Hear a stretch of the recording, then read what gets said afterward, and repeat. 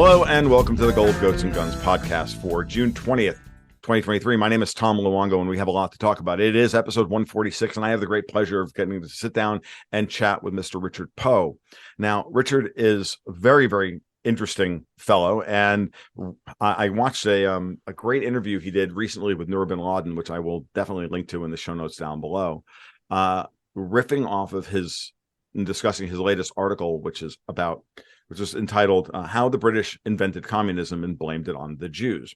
Now, this is in many ways kind of a sister piece to when I had Matt Ehret on the podcast recently, talking about the British Crown and the coronation of King Charles. And you just wanted to keep going down this particular rabbit hole because it's funny.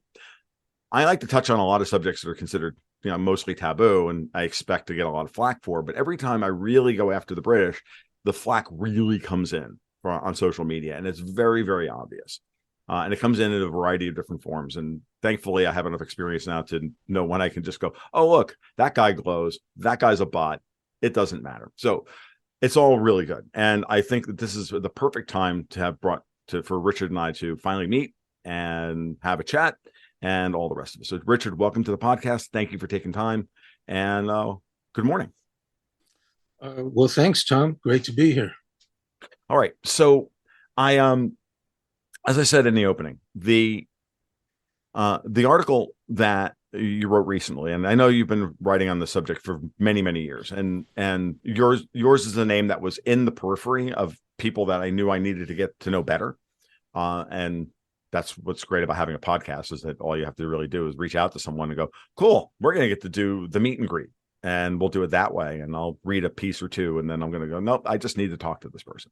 So explain to me or take as much time as you like, because I'm a chatterbox and I need to shut up more often and learn. And this is one of those days for me, where if you can start to really trace the history, as you did in the article and as you were chatting with Nora about, where the roots of the problem we are seeing today, which is that it really is a very much a communist thing. I've been screaming for years now. It's all just commies all the way down the line. But what form of it, how does it permeate it, and where it started? Because I think it's very, very important we get that as a basis, or at least from your perspective, as a basis as to where you think it all started. So start there, and I'll shut up. Well, the larger question there, Tom, is the question of what we're led to call conspiracy theory in our present media culture. And the thing is, I've been a professional working journalist most of my adult life, since about age 25. I worked in newspapers, magazines, all kinds of media. Worked in think tanks. And I was a full-time author for probably about 10 years, where I literally did nothing but write books. And so I've had my hand in conventional media basically my whole adult life, but at the same time, I had my secret life as a conspiracy theorist. for just about as long, even longer. And so I had this strange dual life where a lot of the stuff I was writing, I just really didn't believe. And I'm going to confess to your listeners, I recently confessed this on Twitter. I tweeted the biggest lie that I ever wrote as a working journalist was pretending that I believed the conventional narrative about 911. I recently tweeted that, and I'm not going to go further into that. But the fact is, during different parts of my life, my paycheck depended on sometimes being what they call controlled opposition and not fully saying what I believed, and sometimes saying things that I totally didn't believe.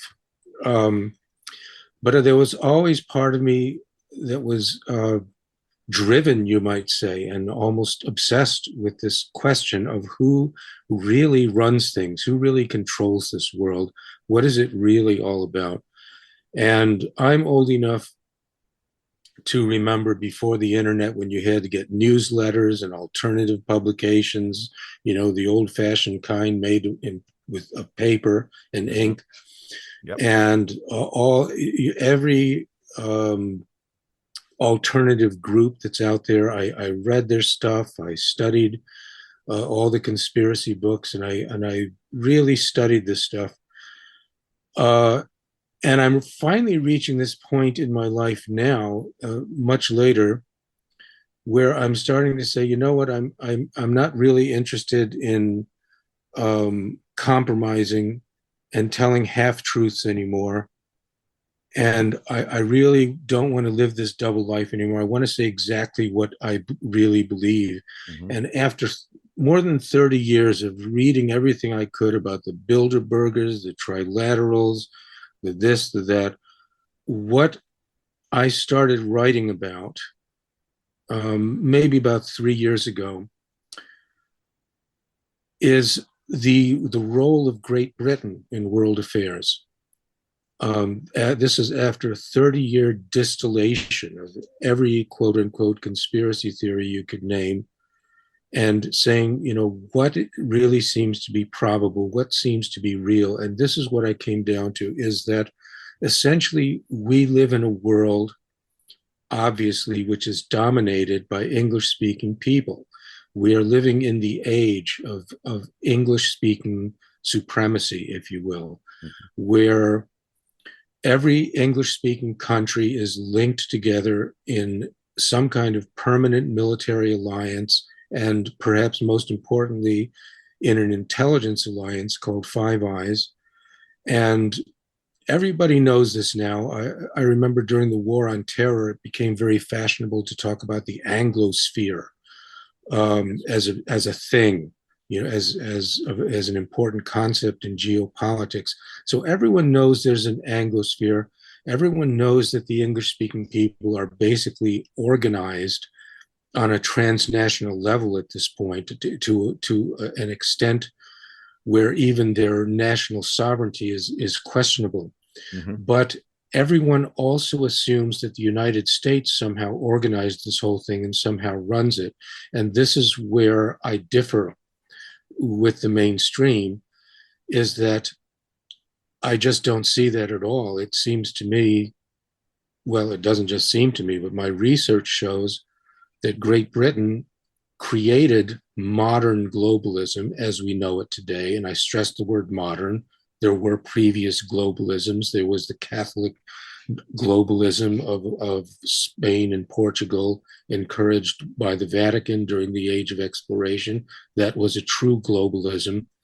But the British totally cleaned their clocks and took over the whole show. And so the reality is that Great Britain conceived of what we now call modern globalism in the present day. They created it, they planned it with great professionalism and in great detail, and in a very orderly, very British sort of manner, all through the 18th and especially the 19th centuries.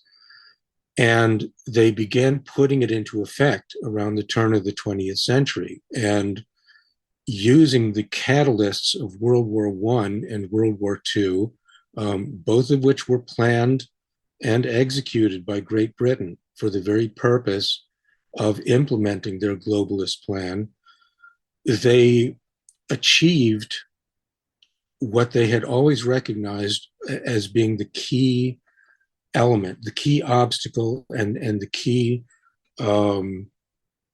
element of their plan that could make it work if they succeeded, which was to drag the United States back into their empire one way or another, and to form a permanent military alliance with the US so that we would permanently have to fight any war they wanted to fight.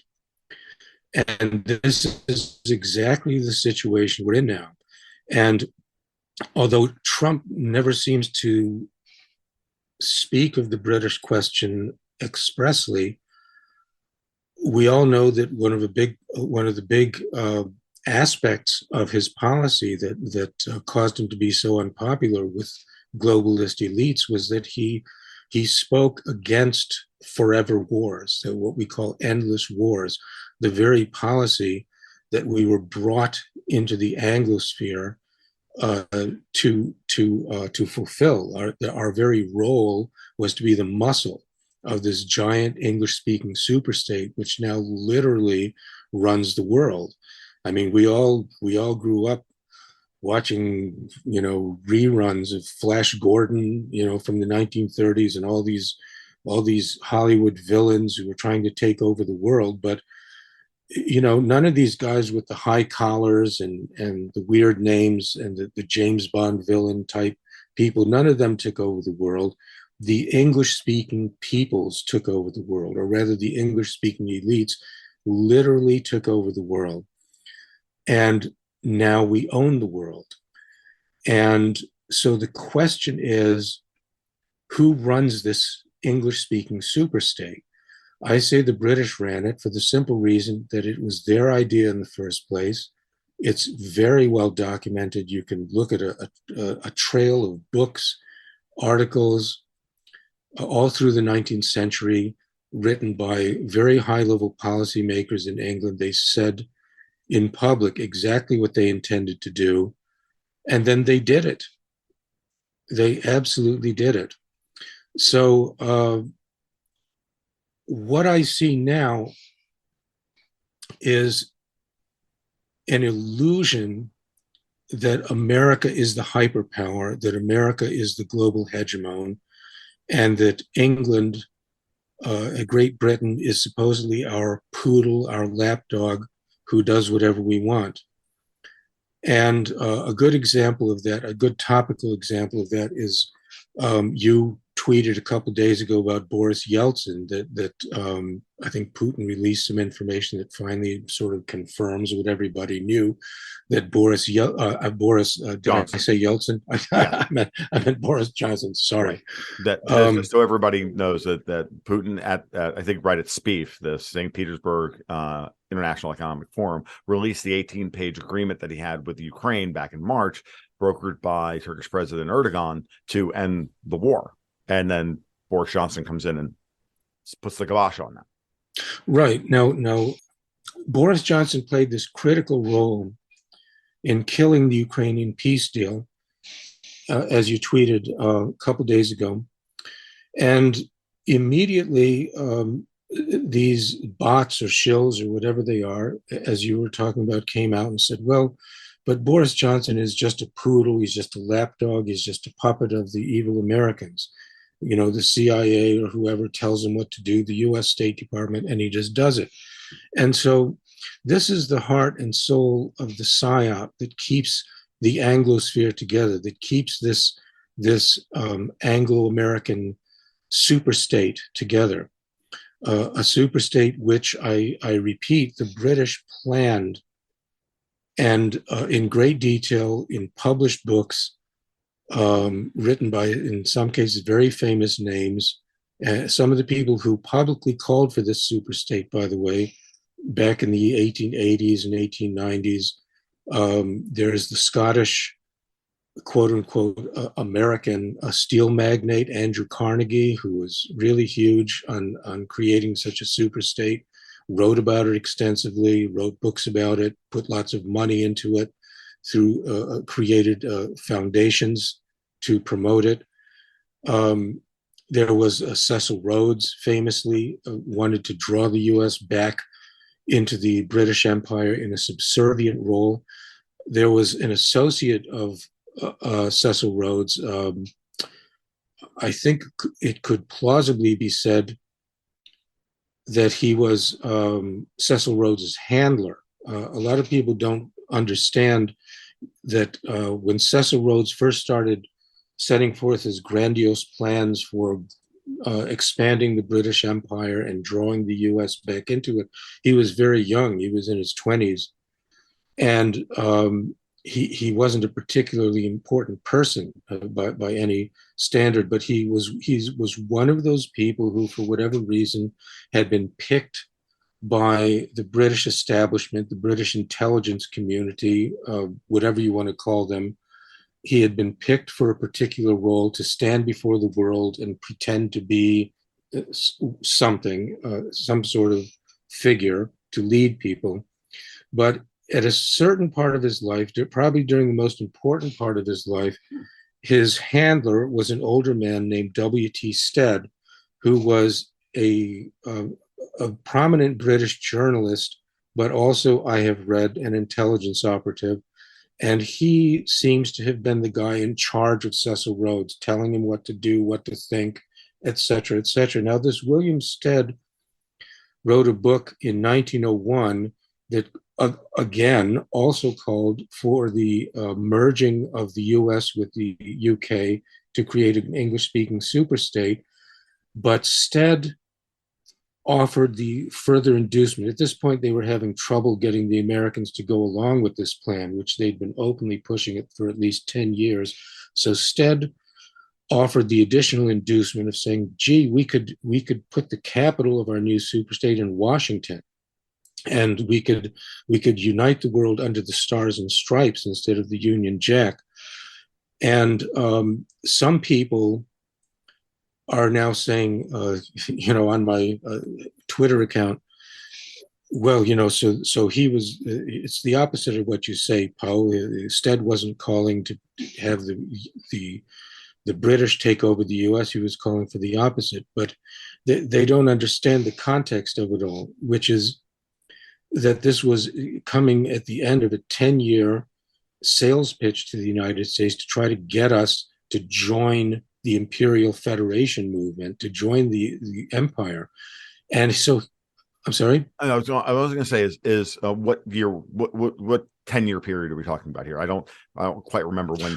I'm sorry. No worries. I just want to make sure that everybody's up to date. The book I'm talking about by W.T. Stead came out in 1901. It's called The Americanization of the World. Okay. And the 10-year period was roughly the 1890s. Okay, that makes this is sense when the British were doing really a full court press to try to mend the fence with the Americans. There'd been a lot of bad blood, including obviously the Revolution, the War of 1812, but in addition, some serious border disputes with Canada, and even worse, British meddling in the American Civil War, which the British actually caused. The British agents actually stirred up the Southern one other Rebellion. thing that popped into my head as you were talking about this, which was the Panic of 1907, which was used as the means by which to eventually give us the Federal Reserve Act and the national income tax and the direct election of senators in the Second American Revolution of 1913. Yes, exactly. That's exactly right. And so the fact is that the history of our country has not been told correctly, because we are told that our troubles with England basically ended with our supposed victory in the War of 1812, when in fact England remained resolutely and implacably hostile to the United States, to our very existence, openly through the 1860s. And after they failed to break up our country through the Civil War, and after they ended up paying some reparations for that in an international legal settlement, they then switched strategies, and they began to try to draw us into their web, into their imperial system through other means, and this really reached a peak in the 1890s. After yet another near war with England over a border dispute in South America, the British finally said, look, let's stop fighting with the Americans. They're getting very big. They're getting very rich. They're getting very powerful. We can get more benefit from them by forming an alliance with them and using them to fight our wars. And To this end, I want to make reference to a book that was written by Sun Yat-sen, the first president of the Chinese Republic in 1917. And in this book, Sun Yat-sen described the very British strategy which we are now dealing with today. He said that when the British approach you with the hand of friendship, look out, because if because the British don't want to be your friend. If they're acting friendly towards you, it's because they want you to fight some third country. And Sun Yat-sen basically described this strategy, which the British call the balance of power. It's the idea of making sure that all the big countries are always fighting each other, and England is sort of the mediator and the ringleader in the middle, and gaining the benefit of all this conflict and strife that they cause. But the key to it is what the British themselves call the balance of power, which basically means to make sure that no country, no big, powerful country emerges which has enough power to upset the apple cart and change the British system, by which I mean the British global trade system and the British financial system, which is the heart and soul of their enterprise. It's how they make their money. And so the whole setup is don't let anyone get big enough to challenge that system. And so Sun Yat-sen basically said that what the British do is they'll go to country A and say, let's attack country B because they're getting too powerful. Then they attack country B, beat them up, and then the British will go to country B and say, now I think country A is getting too powerful. Why don't we attack country A and take them down a peg? And so based upon that model, which Sun Yat-sen, one of the greatest, most respected statesmen in history, plainly wrote about in his book in 1917, we have a situation today where now here, as the United States is supposedly called the global hegemon, we're supposedly in charge, we're the hyperpower, and yet somehow we're on the brink of war with Russia, and we are seemingly now on the brink of war with China. Mm-hmm. And how did this happen? Well, it doesn't really make any sense unless we remember the wise words of Sun Yat-sen. And this is something I've written about quite a bit. Is there's a man named Lord William Rees-Mogg, who was a very prominent British journalist. He's the father of Jacob Rees-Mogg. Mm-hmm. And Rees-Mogg I have named the man who created George Soros. And I wrote about him in an article called How the British Invented George Soros.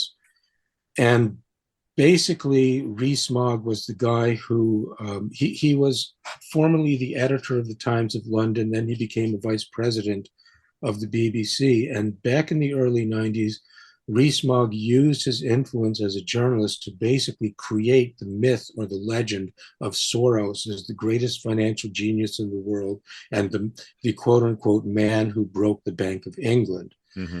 And the reason we know that story today, the reason we believe that story today is because of Rees-Mogg and his colleagues at the Times. And I document this in my article. Right.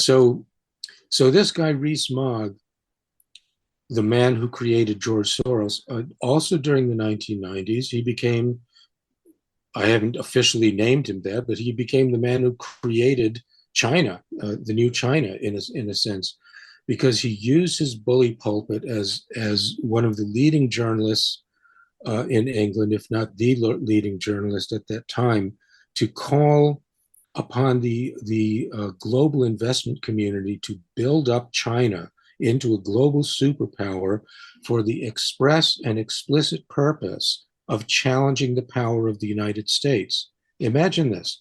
Yep. And he did this from the pages of the Times of London. Mm-hmm. And he actually said power is moving from west to east, and we, whoever we is, need to help them do it. And he reassured anxious investors, saying, now you may think China is a communist country, you may be afraid they're going to keep your money, they won't follow the rules. But I assure you, said Rees-Mogg, that's not going to happen. That the Chinese need offshore money so much that they will treat you like gold and they will make sure you profit from this. So he was openly cheerleading for replacing the United States as the world's global superpower from the pages of the Times of London, and doing so very effectively. And in this, there was one particular article where he said this. In that particular article, he actually offered George Soros and his quantum fund as a suitable vehicle for laundering this money into China, because uh, Soros's quantum fund, of course, was domiciled in the Netherlands Antilles, and which is a banking haven, a secrecy jurisdiction, as the British call it. Mm-hmm. And Rees-Mogg plainly said that this is the kind of institution and the kind of secrecy that will be required for this great project, this great and noble project of siphoning Western money into China so it can challenge US power. Now, long story short, mm-hmm. This was a message coming out from one of the leading journalists of the leading newspaper of the United Kingdom, which is supposedly our greatest ally, and has something called a special relationship with us. And they were doing this openly, and to my knowledge, nobody objected. I'm not aware that any U.S. journalists or any U.S. statesman ever said, "Gee, what are you doing? Why are you encouraging people to give money to China so they can become a problem for us?" On the other hand, the Americans went along with this agenda. And as a result, now I'm old enough to remember when we used to have quality consumer products here in the United States. And now I find myself forced to buy products of a level of quality that remind me of the old Soviet Union, where I went to school back in 1978. I went to the University of Leningrad, and we used to think, oh, look at these shoddy products, and won't it be great to go back to America where we have high quality products? For instance, light bulbs that you can screw in where the glass doesn't break off from the metal part, or hammers that you can bang without the head coming off. It's stuff funny. Like that. Yeah, it's funny, Richard. Like my wife and I talk about, you just speaking about light bulbs. It's funny that they've moved us to LEDs for everything, saying that they last longer and everything else. And I'm like, really? Because in my experience now, putting LED light bulbs in my house for the last 10 years, they don't last any longer, if not less long. They're actually shorter lifespan than incandescents. And the incandescents today, being a former chemist, I can tell you, they're doping the tungsten filaments with iron and other things in order to shorten their lifespan on purpose. Like this is planned obsolescence. This is whole idea. So it's funny. So a couple of things that you touched on, and I'm gonna circle back to before we get too lost on this. Mm-hmm. There's two things that popped up. Actually, there were three things, and one of them I lost, which was because it always. So you mentioned Trump earlier, and I want you to go into that. Because I think I know why. But you remember when Trump went to meet the Queen? Mm-hmm. You remember the outrage, the hue and cry from everybody on every corner of the Western world. Trump can't meet with the Queen.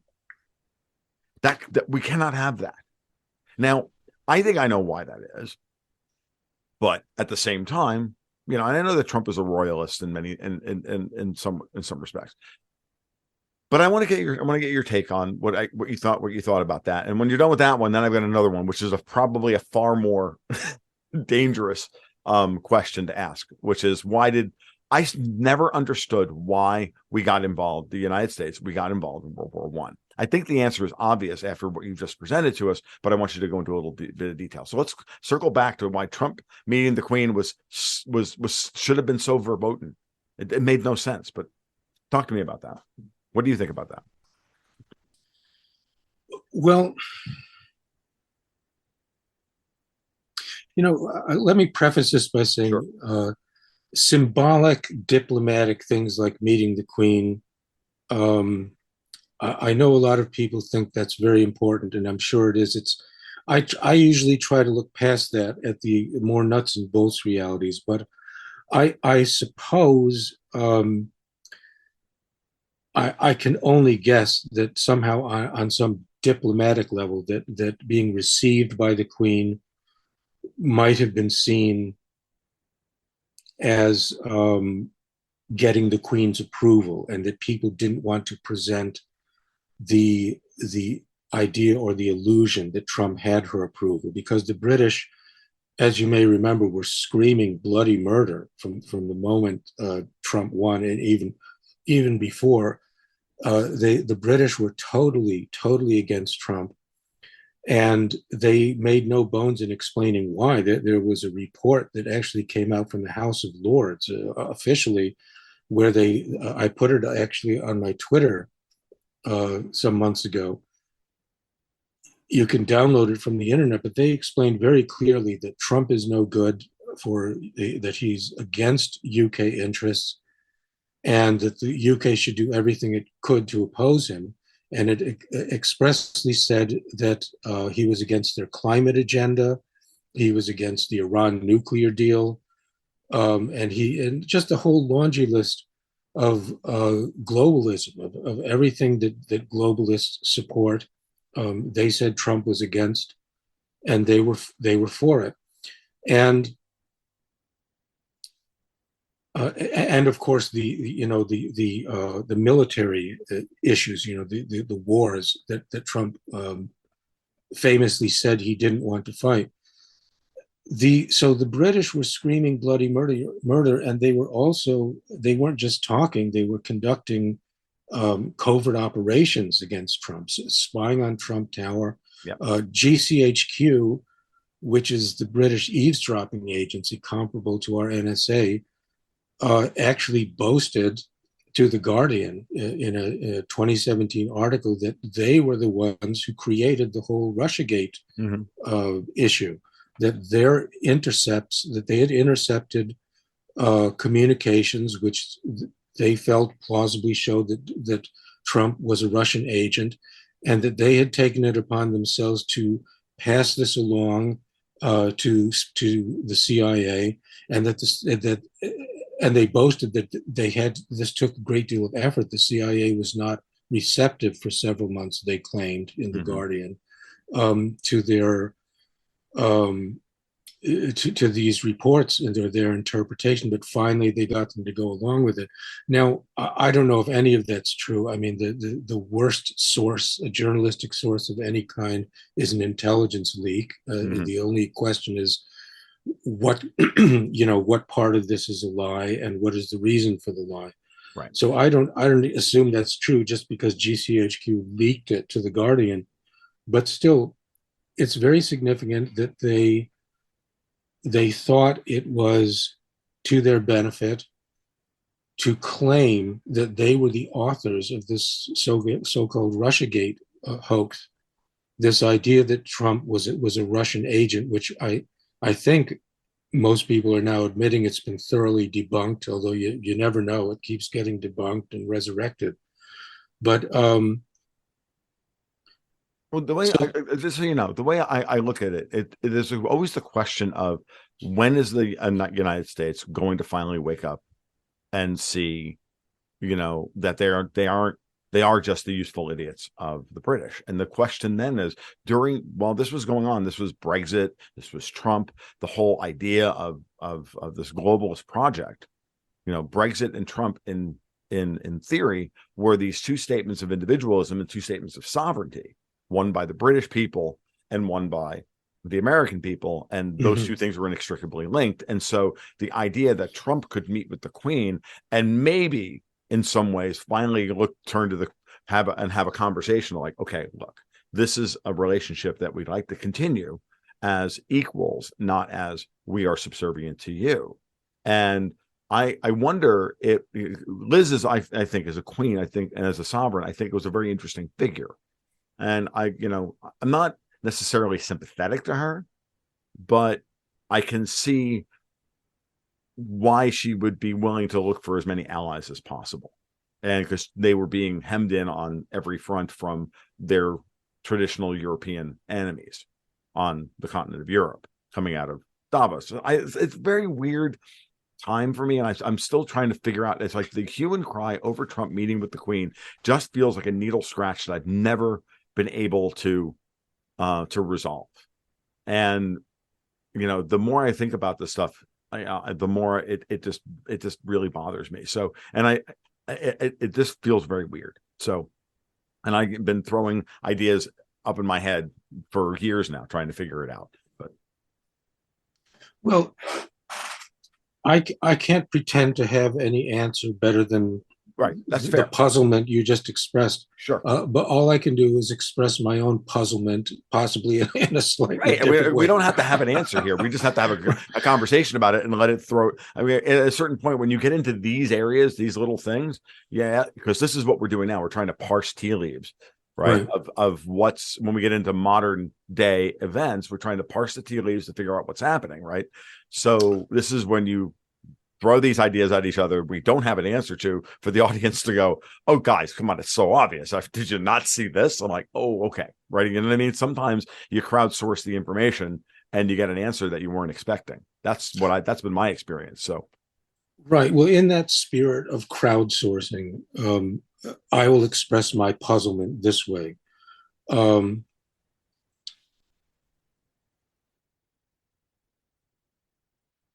the secret of British power, in my opinion, is their expertise in the craft of intelligence. That the British secret services are among the oldest and certainly the best in the world. It is my opinion that they are the best in the world today, and that is not an opinion that a lot of people share, especially in Americans who we like to think we're the best, or sometimes we like to think the Russians are the best because they're such great adversaries and we want them to be.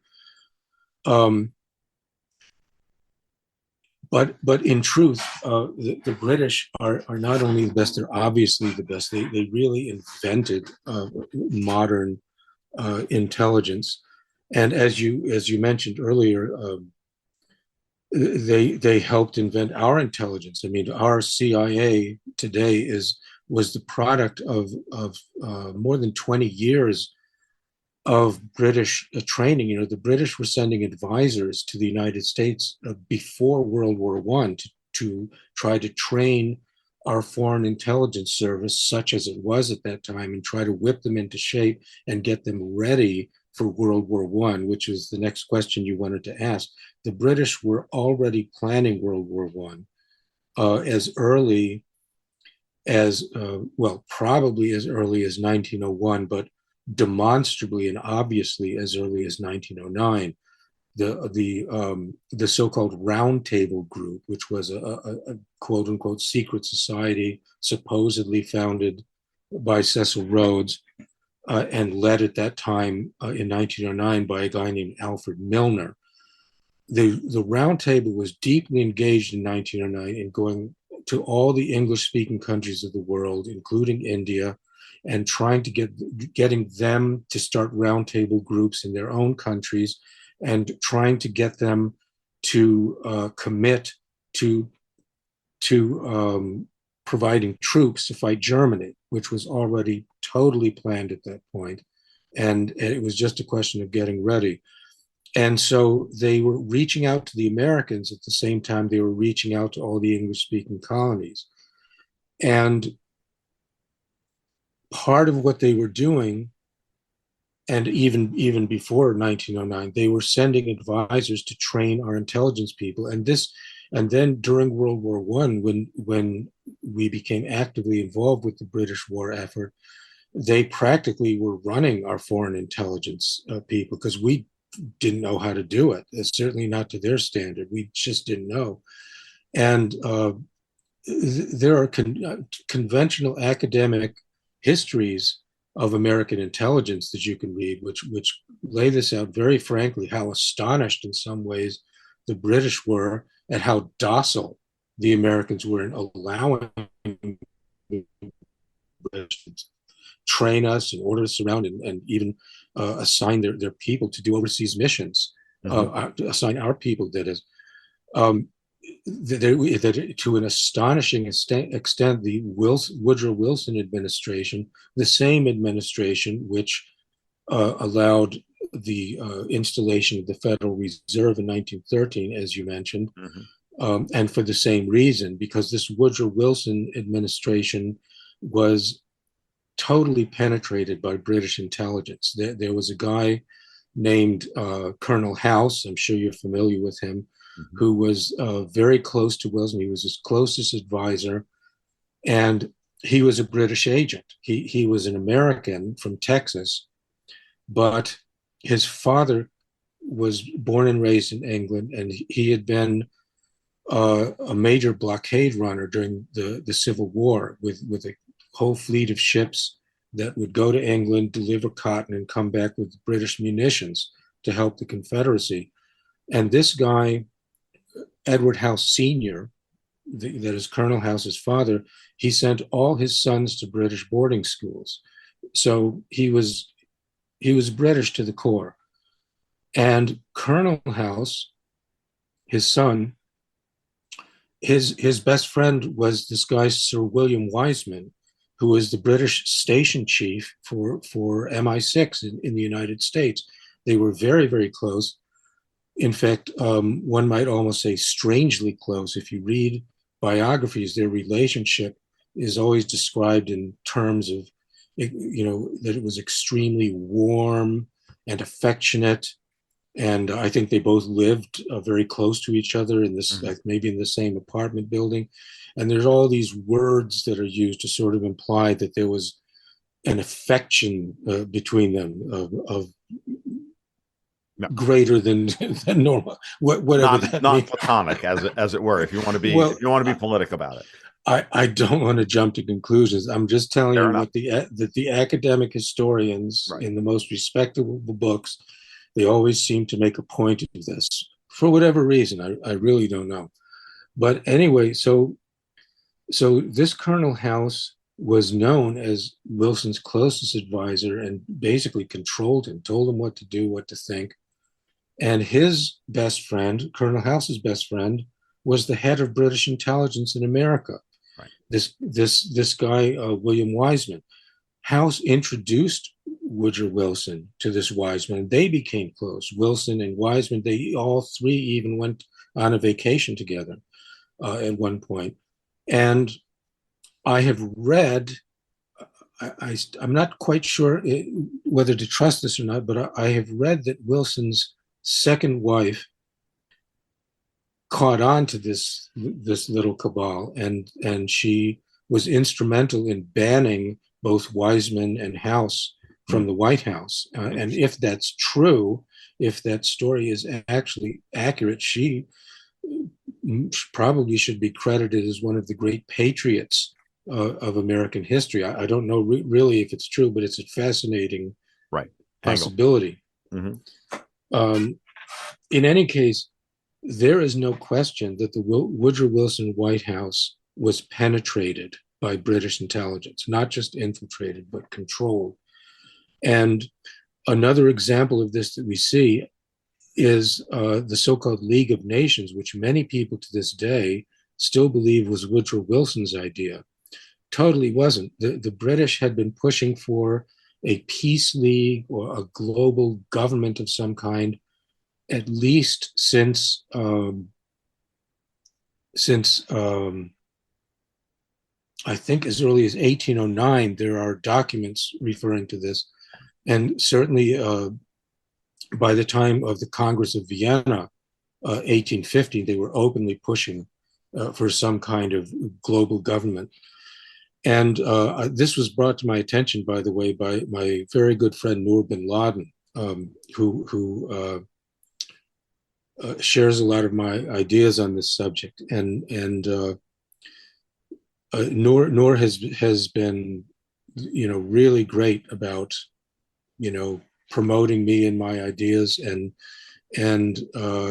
we share, a lot of research and a lot of ideas, and this is something that she brought to my attention.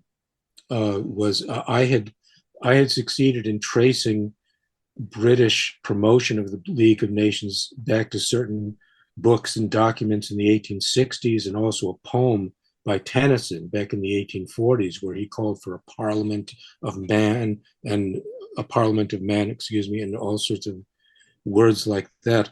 So I had gotten it back to the 1840s, but then Noor surprised me one day. She says, "Oh, look what I found going back to the Napoleonic Wars." Wow. So the British had been pushing this idea quite openly, and for a century before Woodrow Wilson supposedly proposed it. And I've written about this in several places. The reason Wilson finally came out and proposed it is it was basically a request by the British. Sir Edward Grey, who was the foreign minister of Britain, wrote a letter to Colonel House, the same Colonel House I was just discussing, saying, "Look, we want to set up a League of Nations after the war, and we think this idea would be much better received if a U.S. president proposed it rather than us. Do you think you could get Woodrow Wilson to propose it and pretend it's his idea?" And Colonel House said, "Sure, no problem." And he did it. That's exactly what happened. And ever since, the world is full of people, and even Twitter is full of people who, if you try to suggest that the British thought up the League of Nations rather than Woodrow Wilson, they'll get very indignant, and they might even start putting laughing faces and making fun of you like you're an idiot. And yet this is history. It's indisputable history. And you don't even have to dig very much to find it. You just get the collected letters of Colonel House. I mean, it's not even hidden. And this is the problem too, is that the secret history of the Anglo-American relationship, if we call it that, the secret history, it's really not secret.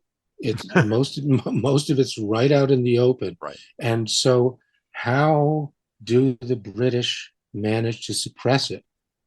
How do they manage to control the academic discourse, the historical discourse, to such an extent that nobody knows these simple facts? And this is an issue that was brought up by the famous Carroll Quigley, the Georgetown University professor, who famously wrote about the Anglo-American relationship somewhat critically. And he complained about this. He actually said, I'm not sure if he really meant it, but he pretended, possibly just so he could keep his job, but he pretended that he had no objection to the roundtable agenda of merging the US and the UK and all that. He said, "I really have no objection to any of this. I think it's a wonderful idea, but I object to their secrecy. Why are they so secret about these things? And I object to the way that they suppress all contrary historical writings that don't support their narrative," he said. Now, of course, I still don't know what to make of Carroll Quigley to this day. I just can't see why he wrote so frankly about the hidden part of the Anglo-American relationship, unless he really opposed it. Right. But he pretended he didn't, and he just objected to, why does it have to be so cloak and dagger? But of course, he knew why it had to be so cloak and dagger, and if he supported it, he would have to support the cloak and dagger aspect. But he, writing as an Ivy League history professor, and a very prominent one, said that the British have an astonishing control over the writing of American history. And he was writing back in the 1940s and 50s and 60s when he said these things. And he was saying, he was saying, "I cannot understand this. I don't understand how they do it. I don't understand how it's possible that you can't go to an American library and see certain materials that are contrary to this roundtable narrative." The roundtable, again, being this supposed secret society which was dedicated to drawing the United States back into the British Empire and creating a globe ruling English speaking superstate such as we now have today. Well, honestly, Richard, go back to your opening statement of this podcast. And I think, about, hey, there are times when I wasn't able to say what I wanted to say because my paycheck, was dependent upon it. Now, it goes even a little deeper than that. And this is not a judgment, right? This is just observable. We all have to like pick our battles in this life, and this is a very important lesson for a lot of people in this community, right? For whatever this loose association, this community of people, which is that there comes a point in every inquisition and every rabbit hole you go down or whatever that you have to ask yourself, okay, which battles am I going to pick at which time in order to have the maximal effectiveness and continue, and to be able to continue doing so. And again, I started this with this, we're touching the third rail of geopolitics, British influence over the secret history of the world, in effect. That's important. So understand that I can see Quigley having to do that thing. It's in a modern day example of this is a guy like Jonathan Turley, right? The lawyer who writes for The Hill. Okay. And he's constantly doing this. Well, this is what's going on, and it's a legal thing. And like, Jonathan, I know exactly what you're trying not to say here, right? It's the same kind of thing. And why don't you just come out and say it? But at the end of the day, if he wants to keep his position as the legal expert who writes for The Hill, he can't do that. So you have to learn how to read Jonathan Turley with a particular eye. And then there's the other side of it, which is that he may still be in denial or bargaining in the Kubler-Ross 5 stages of grief about the destruction of the American legal system, because it's a subject near and dear to his heart that he doesn't want to believe is terminally compromised. And so the same thing could have been going through Quigley's head as he was writing all of this stuff back, when, as an historian, it makes sense. There's a point we all have to go through in this process, is to remember to humanize the people that you're talking to. It's not all of this black and white autiste kind of, well, if this, then this, then this, then that. Why don't you just name the thing? That's just that reductionist perspective on all of not only these figures, but the people who are trying to illuminate these ideas in the public sphere and being attacked from all sides, and being supported from other sides. Like, do you realize we all just have we all have to pick our battles, as it were, and we all have to go through our process.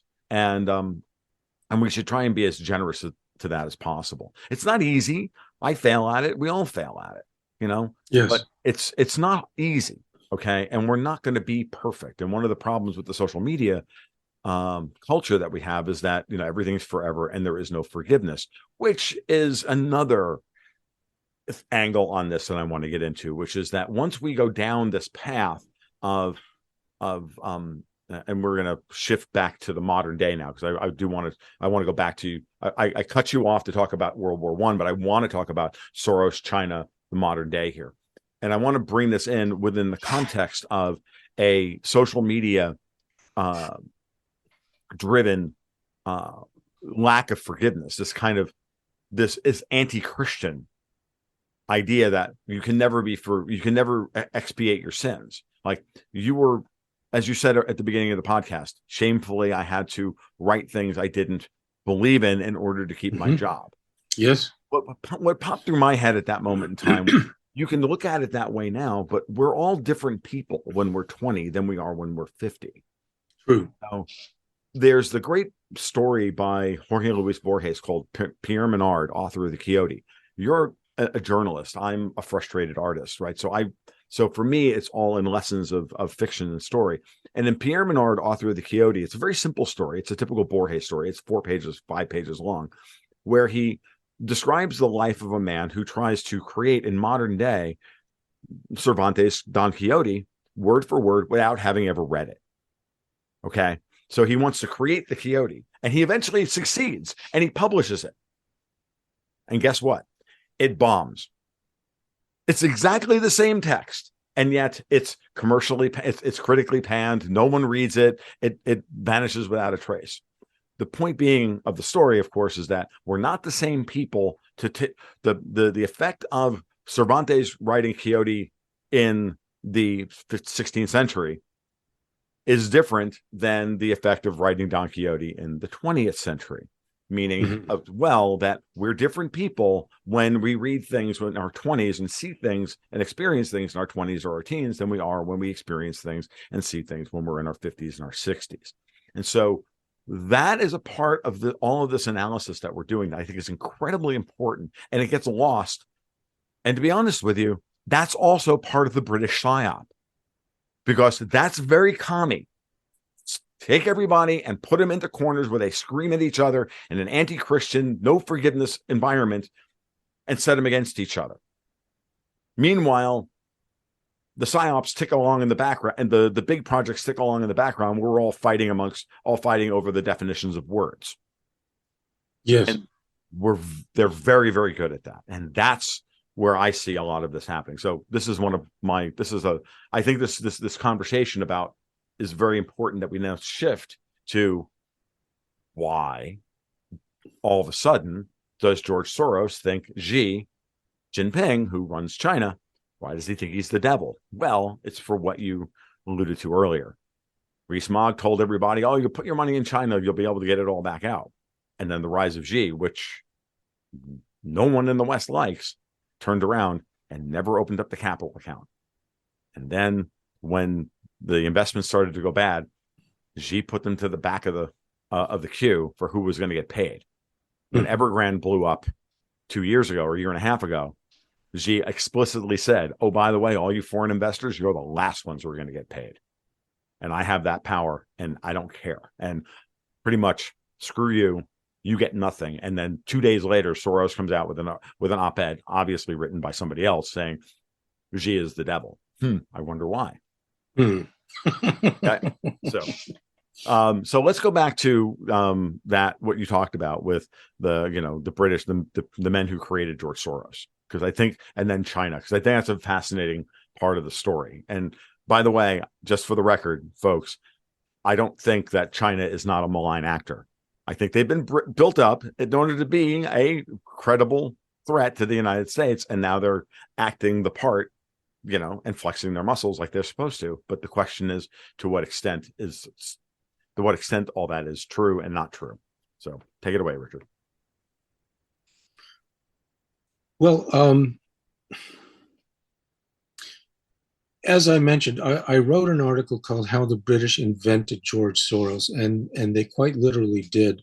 Soros, as you may know, he came to England as a refugee after World War II.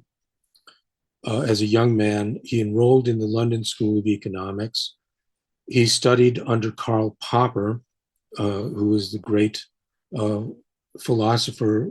He's very well respected in England, especially for his 1945 book, The Open Society, or I think it's called The Open Society and Its Enemies. Now, what a lot of people don't understand about Popper and his book is that the Open Society is a defense, it's a philosophical defense of British liberal imperialism. It is precisely and exactly that. You never see it described that way. But when Popper talks about the open society versus the closed society, closed societies are bad, open societies are good. What he means actually is, by an open society, is a society which has been colonized by Britain and thoroughly brought into the British financial system and the British philosophical system, which of course is merely an intellectual prop for the financial system. And that's really what he means. And he literally writes, Popper, in his book, that a closed society, by which he means a tribal society, by which he means any society that still has some sense of its ethnicity, that still has some sense of itself as an ethnic group, us against the world. Any society which still thinks like that, according to Karl Popper, is a closed society, because they think first about themselves, their own relatives, their own kin, and only secondarily, if at all, about the rest of the world, what is good for the world. And so, according to Popper, these closed societies must conquered by an empire. Literally, he literally says the only cure for a closed society is imperialism by an outside power, such as the British Empire. That this outside imperium must conquer said closed society and destroy it. And on the ashes of that closed society, build an open society in which there is no sense of tribe or ethnicity, and everybody is just an individual who is, part of some administrative unit of the larger empire. This is exactly and precisely what Karl Popper preached in The Open Society and Its Enemies. So Soros studied under this man, admired him, worshipped him, and he devoted his entire life to the cause of British liberal imperialism, and he named his primary vehicle of philanthropy, his Open Society Foundations, after Karl Popper's book. And that wasn't an accident, because Soros literally appointed himself as a global apostle of British liberal imperialism. And this is no accident that he did this, because the London School of Economics was founded by the Fabian Society. And the Fabians, who we call socialists, they were socialists, yes, but they were primarily British liberal imperialists. They literally believed that the British Empire should expand and conquer as many countries as possible in order to instill them with British liberalism. Now, here we get to the subject of my latest article, How the British Invented Communism. Why would the British invent such a thing as communism? Well, the same Alfred Milner that I mentioned before, who later became the head of the Rhodes Group, the Round Table, when he was a young man in the 1880s, the early 1880s, Alfred Milner gave a lecture. It was the last year of Karl Marx's life. And he praised Karl Marx as a great genius. And he said that the secret weapon of England, of the British Empire, was socialism. He said, what makes this empire work is socialism. Why? Because, he said, while all these other countries, remember this is 1882 or 1883, he said, while all these other countries, such as Germany and France, are struggling to deal with class conflict and revolution, most of which was instigated, by the way, by the British Secret Services, but that's another issue, which I also wrote about in the same article. But it was while these unhappy foreign countries were struggling to deal with the class warfare, which the British themselves had stirred up, Milner didn't say that part out loud, but he said, while they're struggling with it, we, the British, have already solved this problem since as early as 1834 through the passage of the Factory Acts and the Poor Laws. We have workhouses. We have restrictions on child labor and things like that. We're enlightened. We have socialist programs, as he put it. And he said, because England led the world in giving socialist programs, what he considered socialist programs, to its lower classes, this is why they were able to avoid revolution, and this is why the British upper classes were able to devote themselves to the noble task of spreading British liberalism / socialism to the rest of the world through conquest and colonization of one sort or another. Now, Milner, in this speech, he expressly praised an earlier movement, which was called Young England. And Young England was a movement in the 1830s and 1840s at the peak of the Industrial Revolution.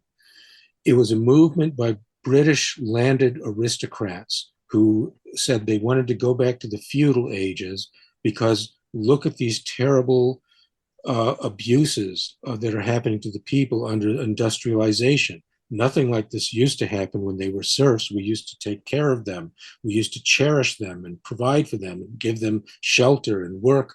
And we loved them just the way we love our horses and our hounds. And that was better.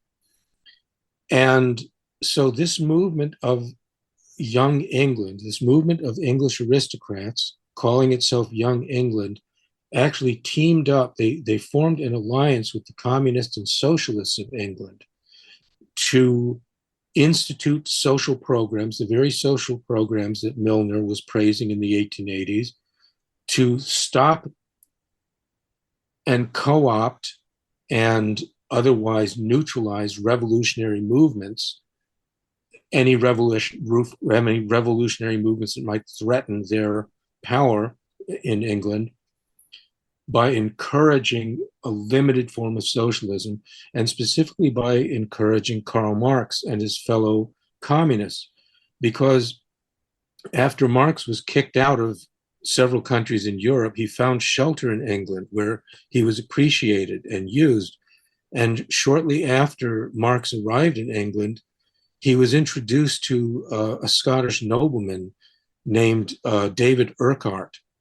And David Urquhart was one of these young Englanders. He actually wrote a book saying we need to go back to the feudal ages, in which he expressly said that the serf under feudalism was in a much better condition than the industrial worker in England today. And so this alliance between the British aristocracy and the communists and socialists, whom they had basically helped to create, this alliance, according to Alfred Milner, speaking in the 1880s, was the secret of British power, he said. It was the alliance between aristocrat and communist. And why was this alliance so important? Because together they squeezed out the middle class. They countered the power of the middle class, which Milner and many other spokesmen for this position unashamedly said was the enemy, the bourgeoisie. Mm-hmm. That because they were the troublemakers, the bourgeoisie, those who had risen up in the late Middle Ages in the towns and started, shops and, become rich, through commerce. These money-grubbing people had ruined everything because they had brought an instability and a fluidity into society which was incompatible with feudalism, and the feudal class was trying to eliminate them ever since. That is the feudal lords, the landowning class. Now, the interesting thing is that Karl Marx, if you read him carefully, you'll see that he completely agrees with this position. He goes out of his way, he and Engels in the Communist Manifesto, to say that that they are against the bourgeoisie, not against the landowning aristocrats. Now, the way Marx and Engels explain this, they said because the bourgeoisie overthrew the landed aristocrats and they're basically gone and they don't exist any longer, so we don't have to worry about them. And so this is one of the critical questions that I'm exploring now, is to say, well, is this really true? Are they really gone, as Karl Marx said? And are the richest men in the world really people like Elon Musk and Bill Gates and other people like that? Right. And as we're being told, we're basically being told today that the richest, most powerful men in the world are self-made men who came out of nowhere in college, usually, wrote some software or did some other little thing, and then just became the richest men in the world and took over all the power. Now, there are two things wrong with that scenario. One is that it's inherently implausible that they could do that. It's inherently implausible. But the second is, why doesn't that work in the world of crime and drug dealing? If you come along and you're someone, you think you're smart and you think you're enterprising, and you set up a little drug dealing facility, you're going to get a knock on the door quickly from some thug who says, this is our territory. You can't do that here unless you pay us 10% or whatever. And if you don't agree to pay, and if you don't agree to work for them, they kill you. Simple. So we're being asked to believe that on a street level, that street level criminals have territories and they don't allow newcomers to take over. We're being told that on the larger world of power, where we have H bombs and nuclear war and world wars and such, that everyone is much more gentlemanly than that, Right. that someone can write some code in college and then just take over everything and everyone just lets them do it. That's what we're being told. Personally, I don't believe that. I can tell you how it's actually done, Richard. It's actually when they used to, as you were saying that, it was really kind of funny. I'm like, look, you create very little capital. You can put a little startup capital into a company. Aside from the fact that, look, Bill Gates was selected, Elon Musk was selected. They were all selected by somebody else to be the guy who was going to, be the face of this. You put a little bit of money into Microsoft. You choose Microsoft over IBM. It's you put some small amount of money in global terms, $50 million, $100 million into the thing. And then you allow share capitalism to build the wealth of these men up into astronomical numbers through the application of cheap money at ever lowering interest rates. So eventually you get to the zero bound when all the valuations go completely kerflooey, because at the zero bound, leverage is infinite. And they don't really have a lot of wealth. And we make this point all the time. My partner, Dexter White, and I make this point all the time, which is that these men aren't wealthy unless they can extract the money out of their shares, but they can't sell those shares without crashing their company. So they are as much trapped by their position, Jeff Bezos, Elon Musk, or whatever. And at that point, they're actually kind of owned because they now have to, they're owned on a fiduciary level to their shareholders and everything else. It's a very, very dangerous thing, but it didn't take trillions of dollars or hundreds of billions of dollars to make Elon Musk the richest man in the world, because it doesn't take trillions. It doesn't take that much money to boost the market cap of Tesla to that level. Okay. All you have to have is the marginal flow to have marginal dollar to move money into that. So you can move Tesla with $1 billion from a $200 billion market cap to an $800 billion market cap. Because if there's no supply, then the price just rises astronomically and the market cap far outweighs the actual invested capital. And so this just becomes yet another exercise in the studious application of cheap money at the margin to drive a narrative. And that's another angle. This is all I ever talk about. This is why, to me, as an Austro-libertarian, I see it that way, and then I can't unsee it that way. And then I'm like, okay, well, at some point, the whole thing is going to have to reverse itself when you run out of the ability to lever that whole thing up. So what you just described is, you're absolutely right. I just gave you the mechanism how they did it. And they do it through the application of funny money in the financial markets and the options markets and whatnot. And it's just that simple.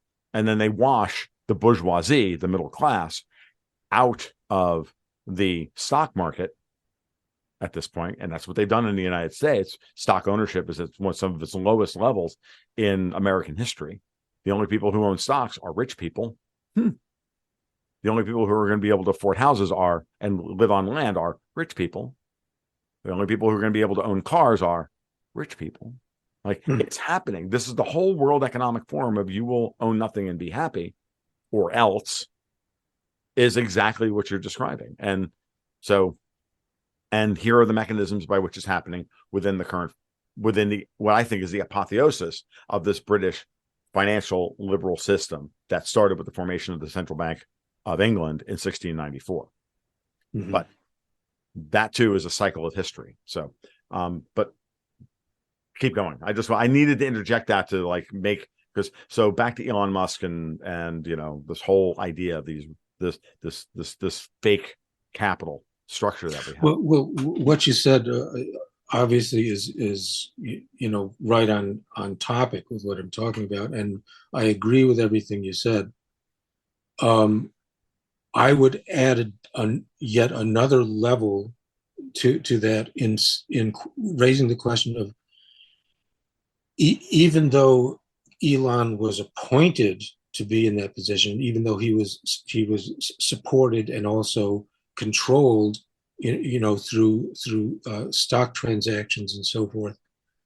I would still say, even after all that, even after all the artificiality of how he was built up, do we even really know that he is the richest man in the world as claimed? Mm-hmm. And I ask that because, of course, we have these banking havens, the very ones Lord Rees-Mogg was saying must be used to siphon money into China for some reason, which he didn't explain. Why must this be done through these secrecy jurisdictions? He never quite said why that was important, but he clearly said that it was. And he said that George Soros's operation, the Quantum Fund, was an example of the type of institution through which it might be done. Right. Okay. But from what I understand about those banking havens and the kinds of vehicles that can be set up, the kinds of blind trusts and other sorts of things that can be created, my understanding, correct me if I'm wrong, you're a financial expert, I'm far from that, but my understanding is that it is literally impossible, that there is no way to actually tell how much money is in those banking havens. And given the fact that there is no way to tell, and there are no governmental authorities that I'm aware of who can actually go in there and compel them to divulge their financial sheets, how can we know whether Elon Musk or anybody else is the richest man in the world, or how much money anybody has? And to this point, this goes back to my point of saying, how do we know that the feudal aristocracy was overthrown by a series of bourgeois revolutions and that they no longer exist as Marx and Engels claimed? Exactly. How do we know they all went broke in the 1920s as Downton Abbey claims? Right. Wasn't that the whole point? The poor aristocrats, they all went broke, and they have no money, and it's the era of the common man. But how do we know that? And I would just want to give an illustrative example, because some years ago, there was an issue with the House of Orange, the royal family in the Netherlands, that I think it was Forbes magazine. It was Forbes or Fortune. It was one of those magazines that purports to say how much money people have, what their net worth, and who's the richest and who isn't. And they had said that the House of Orange was worth so many billions of dollars or something like that. And they received a call from some prince or somebody, I forget who it was exactly, but somebody high up in the Dutch royal family, who basically said, this is outrageous. We're only worth $200 million is the figure that sticks in my mind. I don't have all the facts ready at hand. I read this years ago, but they basically threatened Forbes, I think it was Forbes, and said, you can't say we have X number of billions of dollars. We only have a couple hundred million. Now, this is Holland, right? This is the royal family of the Dutch who helped pioneer the age of revolution, all of which was administered through joint stock companies in which the royals were given, I believe the standard cut was 10% of any of these colonial and exploratory adventures.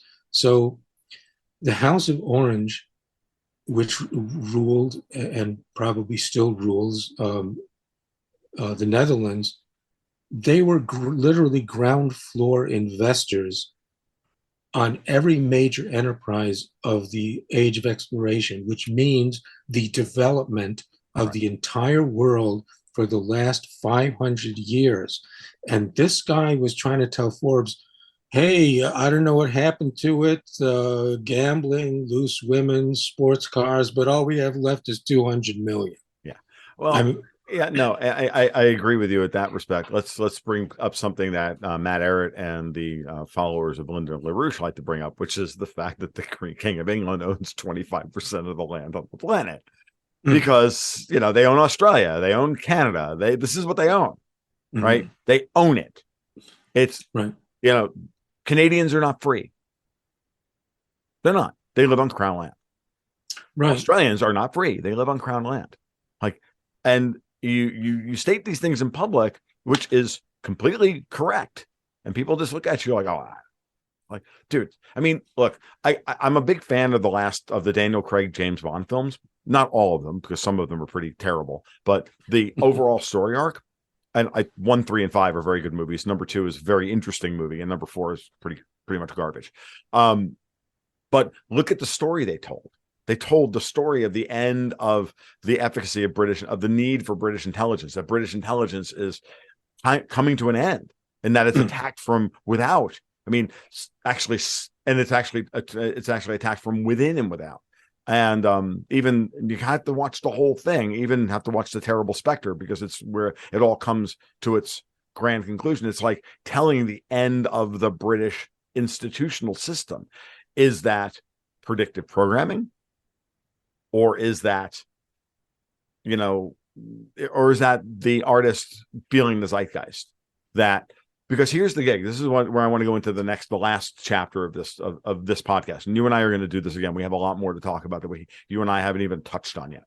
And as we've been doing this, I'm thinking, do I just go 3 hours with them and break it up into three episodes this morning, or do we just cut it off soon? But it's this, which is I want to bring in now the whole fight over Ukraine. I know you and I, before you agreed to do this morning, we discussed, you don't like to talk about Russia, Ukraine, but I'm going to talk about it in very general terms here, which is the following. We have established this whole global British mercantilist neoliberal system, call it what you will, blah, blah, blah, blah, with communism, with the communists being their useful idiots on one side, and with the hardcore Austro-libertarians who don't understand what it is that they're arguing for. They're literally arguing for the open society on the other side. And then there's the ones in the middle like me who say, look, there's an order of operations to get rid of these people, right? And that's where I find myself after many, many years of trying to figure out what it is that I am and what it is that we're doing. Let's look at what's going on in Ukraine. And then let's look at the response of the world to Ukraine and to the American, British, European pressure campaign and illegality of the response to the Russians going first in Ukraine, when it was clear that the Ukrainians were getting ready to attack the Donbass in February of 2022, which is that the rest of the world is all saying no to this. They're all waking up and going, you know what? We see you now. And you see pivotal figures like Vladimir Putin, like to a certain extent, Xi Jinping, the change in people like Narendra Modi in India since COVID, the ability of Mohammed bin Salman, the Saudi Arabian, of the Saudis, to overthrow the rest of his family that were clearly puppets of CIA MI6. Nayef and the others previously. People like Erdogan in Turkey. You're seeing the entire world stand up and go, you know what? No. And that while you're watching the BRICS build parallel systems that are direct analogs to the existing system, the World Bank, the IMF, the UN, and whatnot. Now they're building the BRICS Alliance, the Asia Development Bank, blah, blah, blah, blah, right? The BRICS Bank. But they're doing so with a different model. It's not built on the same type of model. It's actually built on a much stronger sovereigntist bent than it is the British system. And they're all literally saying no. And I wonder if you're seeing the same thing that I am, because this is, I think, the fight that we're engaged in now for the next 10 to 15 years. And the question on everybody's mind is, will the United States wake up at the last minute and go, oh my God, we're being played again? Because, we haven't even touched on the role of Churchill and getting into World War II and all of this stuff. But it seems to me that there's a very, very palpable tension between the different disparate parts of the world and the ones that are attempting to wriggle themselves out from underneath this. And that they may have built up China to attack the U.S., but China's got other plans. So that's what I'm seeing. But I want you to tell me, I'd love for you to tell me, no, Tom, you're wrong. Or that's interesting. So tell me where you think what you think is going on there. This is what I'm saying. Well, as you know, I'm very big on taking the long view and learning from history. And to me, what's happening in Russia right now, and by Russia I mean, Russia, Ukraine. I'm old enough to remember when that was all the Soviet Union, and it's still difficult for me to wrap my mind around the fact that they're all supposedly independent countries. I realize it was a long time ago, but I'm still not there. I will say my father was of Russian Jewish descent. His parents came from the Russian Empire, and they always called themselves Russian Jews, even though my grandmother, my father's mother, was from Grodno, which is now in Belarus, and my father's father came from Kharkov, which is now in Ukraine. And they called themselves, and they were Jewish, which in the Russian context is considered a different ethnicity from Russian, but they were proud to call themselves Russians. They said, we are Russians and we're from Russia. So I was kind of brought up with that. So when I see Kiev or Kharkiv, as they write it, I just remember my grandfather pronounced it Kharkov, right? Not Kharkiv, right? And so I guess I'm confessing to a certain bias, and I've read that the Jews of the Ukraine to some extent are like that in general. Even to this day, they tend to identify with the Russians. But boy, I told you I don't want to talk about this, and now you got me talking about it. You're good, Tom. Boy, am I going to get in trouble for this. But I'm sorry. You can stop this one. You can stop here if you want. But no, this is not terrible. I mean, it's a certain I get it. I was asked once by James Dellingpole, what do you think about the Khazari Mafia? I said I like to keep my opinions on all of this stuff to myself because I like my platform. So don't feel like you have to go into a particular. We don't need to go there. All I'm saying. I know it's important. I know like the Victoria Nuland and all of this stuff is very, very important, and we can talk about it if you don't, but if you're not comfortable, we'll just, say, look, dudes, we like not being remanded to Guantanamo and waterboarded. Like, get over it. Like, that's just the way it is. So all I'm saying is this, Tom.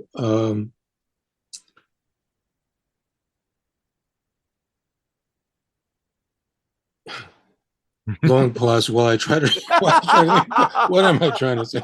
Okay, fair enough. I was basically just confessing to a certain emotional bias in all this. That when I see Kharkov written as Kharkiv, it annoys me.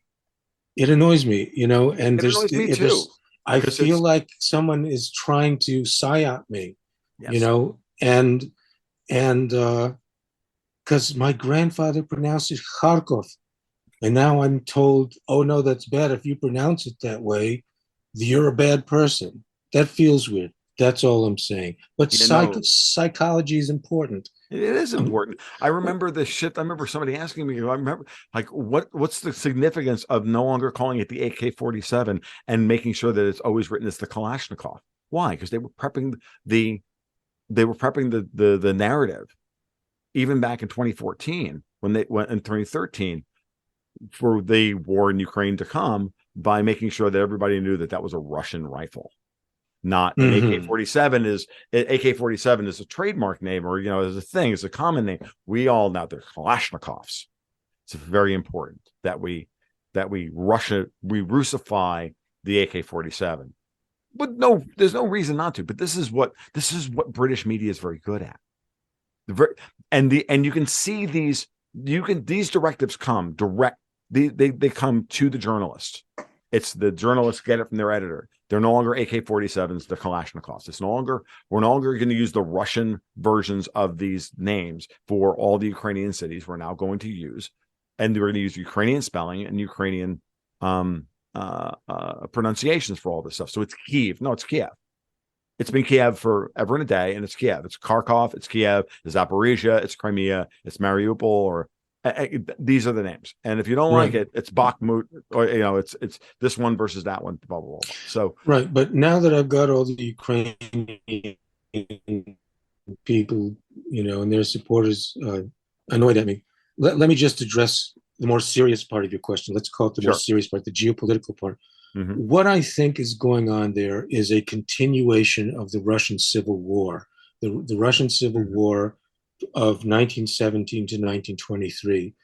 What happened in that war, as I explained in my article, how the British invented communism and blamed it on the Jews, as I explained in detail in that article, the British basically the British actually caused the Russian Revolution. They caused the Bolshevik Revolution and supported it. Then they started a 5-year civil war in which 10 million people died, and they basically played both sides against the other, played the Reds and the Whites against each other. And the reason they did that was, one, the British wanted to get rid of Tsar Nicholas II. They wanted to get rid of the Romanov dynasty. They did not want any Russian monarch to take the throne ever again. So there's a myth that supposedly the Allied interventionists were supporting monarchists, but the British were extremely unsupportive. Anybody who was a monarchist, they were against them. They pretended to support them, but then undermined them and betrayed them. Anybody who was a nationalist, they were against them, because the nationalist Russians, the white nationalist Russians, wanted to keep the empire together. The British war goal was expressly to break up the empire, and they succeeded very largely. They broke off Poland into a separate country. They broke off Finland into a separate country. They broke off the 3 Baltic states into separate countries successfully. They temporarily broke off Ukraine and parts of the Caucasus. They tried to establish a British protectorate over the Caucasus so they could control the Caucasus oil fields. But they abandoned that after a while. They actually had 40,000 troops, the British, just in the Caucasus alone during the Russian Civil War to seize the oil fields. But then I think they pulled out, I think because they made some deal with the Bolsheviks for profit sharing or something like that. And they, of course, had their hands full in the Middle East. They had just occupied the entire Middle East. They had just taken over the whole of Persia and all the Persian oil. They had their hands full, taking over the world and all its resources.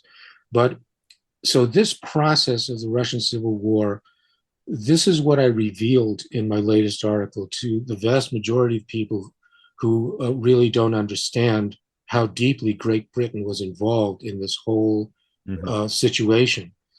And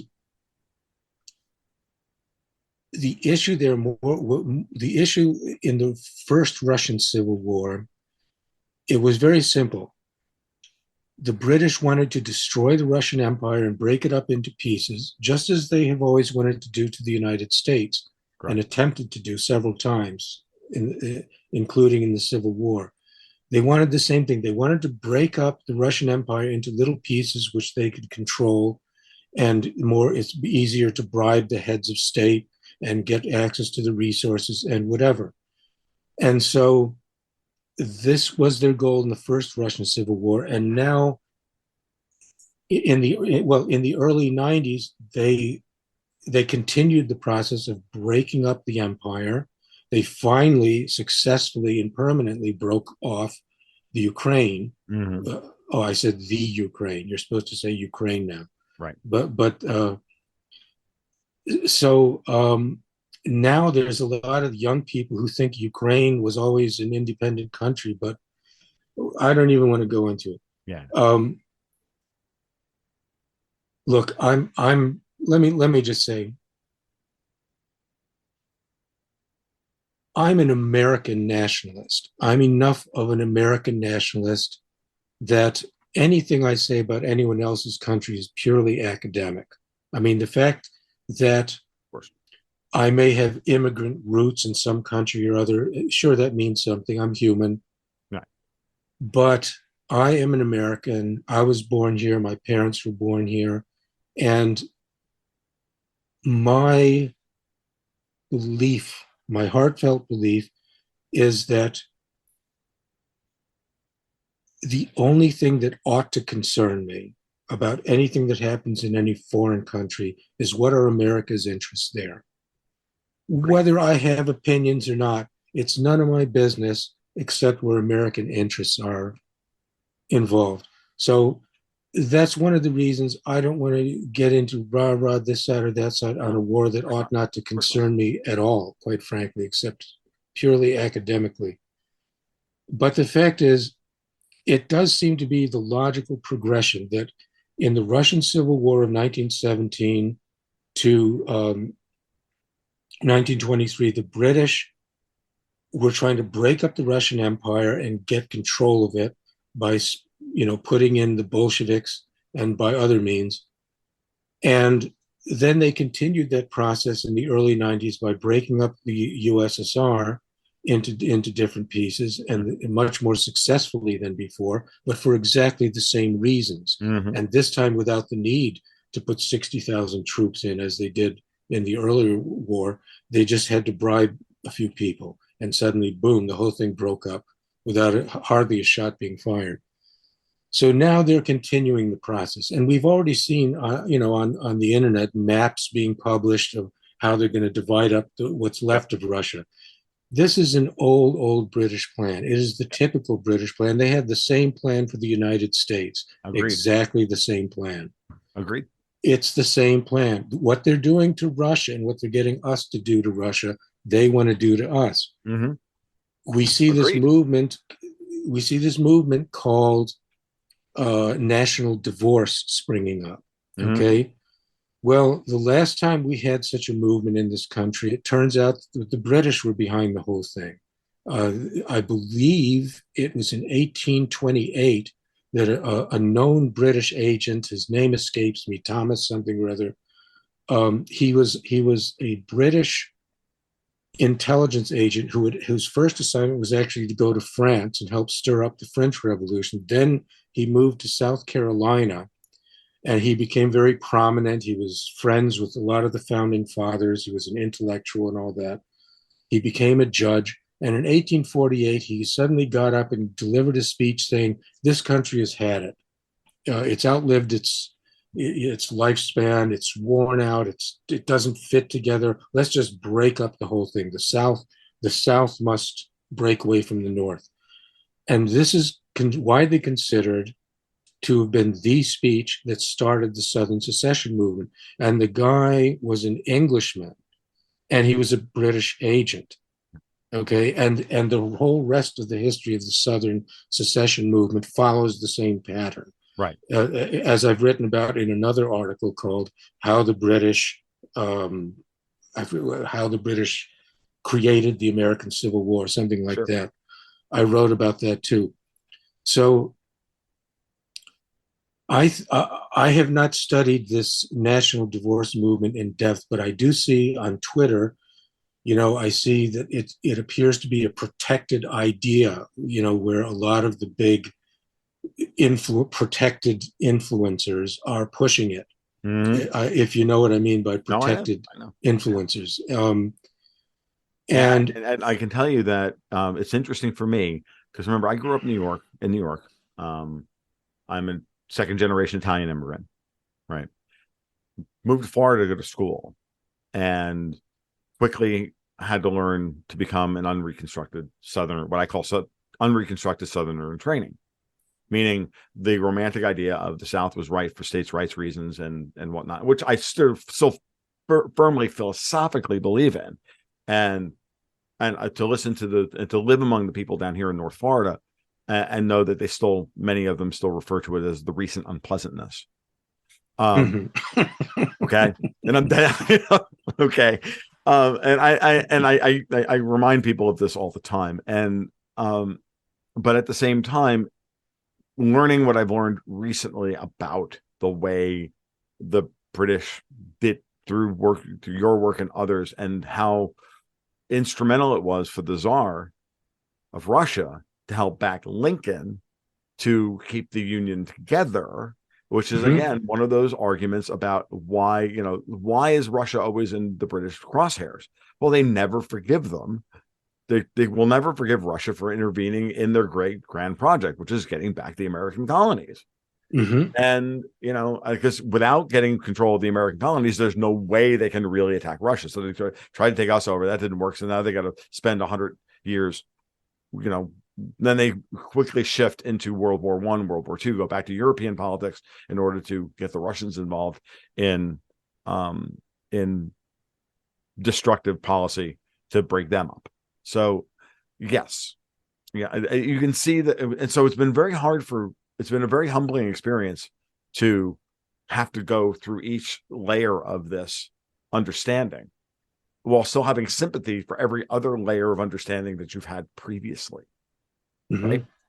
Because there's nuggets of truth in all of that. And, I have incredibly engaged patrons, for example, who are really Southerners and really still believe it, but at the same time, they're having to do the same thing. And so it's this very difficult discussion that, we as Americans here in the South still have about this. So but we have to come to terms with all of it. It's about acceptance. It's not about one version of reality being there is no right position morally, philosophically, politically, geopolitically. They're all conflicted, Mhm. and you have to be Can able I? to. Sure.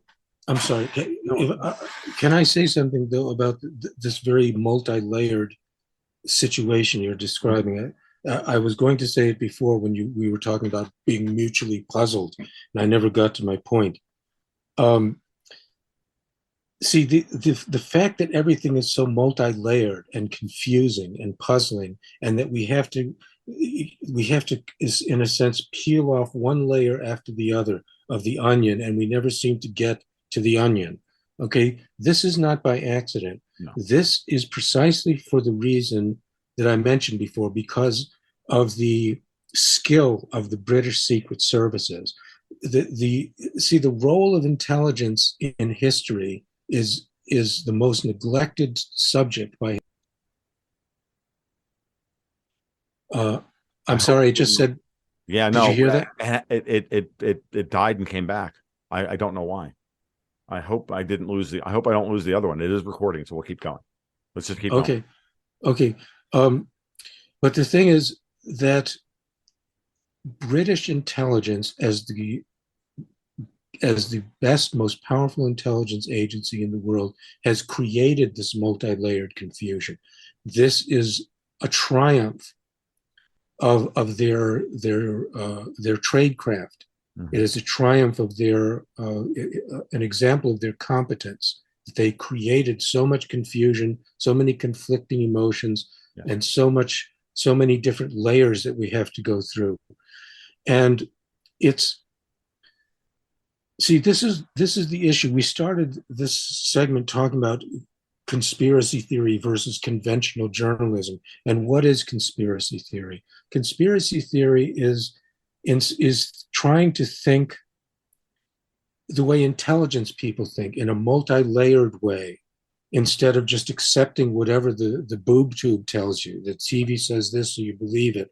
And if it's not on TV, it must not be true. Well, see, intelligence people have to think like chess players. Let's use another analogy. Yes. And I was a tournament chess player when I was in my teens, for a while. And I'm not going to say I was ever the greatest chess player in the world, but I know how the game is played. And basically, the way you have to play chess is you have to think like the craziest conspiracy theorist in the world. Yep. You have to assume that your enemy, your adversary across the board, is not only trying to trick you, but they're putting multi-layered tricks, trick upon trick upon trick upon trick upon trick, many moves ahead, and you have to do the same back to him. When you move that first pawn out on the board, you are immediately thinking, what does he think I'm Yes. trying to do? Yes. What does he think I'm trying to accomplish in the next 20 moves? And I have to find some way to make him think I'm doing one thing while I'm actually doing something else. Mm-hmm. Now, people who scoff at conspiracy theorists and say, well, that's impossible, that's too complicated, nobody thinks like that. Basically, what they're saying is that the world of chess doesn't exist.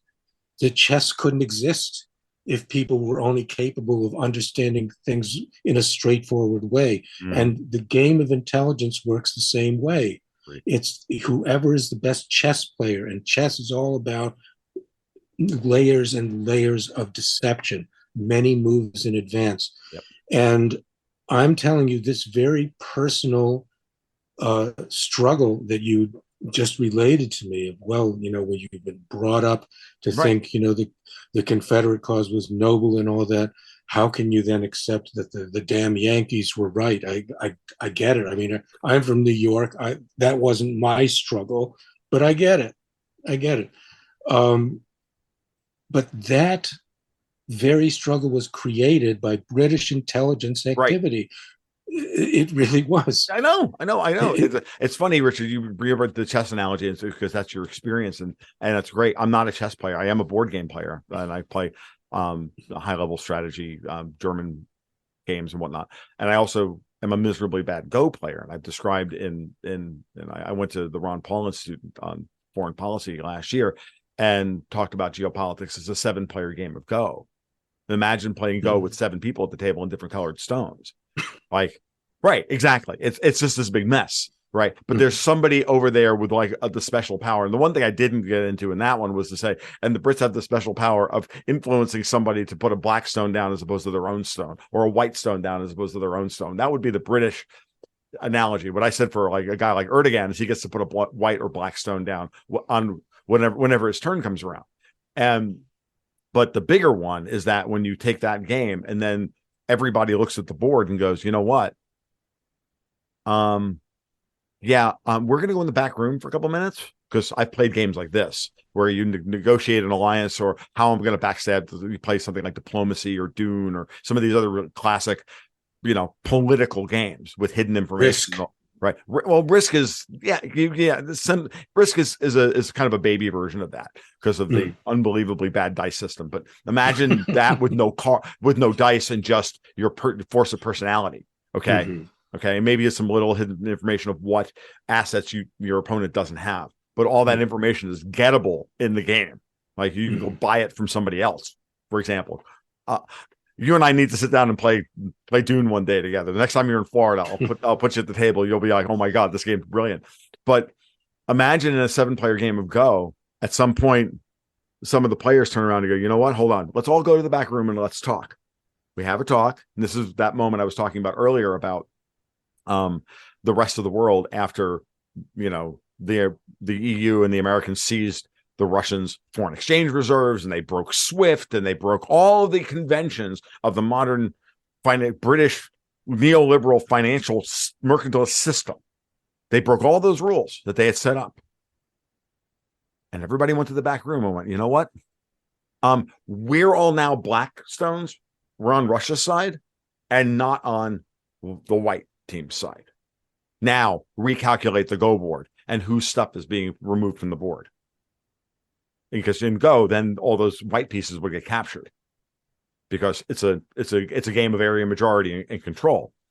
And I'm like, that. And so what's but you take it one step further, and this is the way I ended the speech, and I still am in this mindset. Well, what's their response to that? It's to flip the game board. It's to say, no, we're not playing that game anymore. And that should scare you, because that means they'll do whatever they have to do to finish the project. If they fear the loss of potency, now we get into the psychology of the men who have had this big plan for all these years. And you've got a whole mass of people sitting there going, you know what? We're not going along with it anymore. Doesn't work. Ain't going to do it. Now what? You know what? I'm going to get salty. You know what? Fuck you. We're done. That's it. What are you going to do about it? And clearly watch what the British intelligence are doing right now, and you will see that they are acting more and more and more desperate and obnoxious. They're trying to push Ben Wallace into the head of NATO. Okay. Stupid soccer hooligan level intelligence, Ben Wallace, as the head of NATO. The British have never come out from behind the scenes to push this. And guess who immediately turns around and says no to that? I've got very good authority that the people who are fighting this move the hardest, guess who? It's the French. Because the French military would rather be caught dead in a gutter having sex with a dog than be under British control in NATO. Think about that.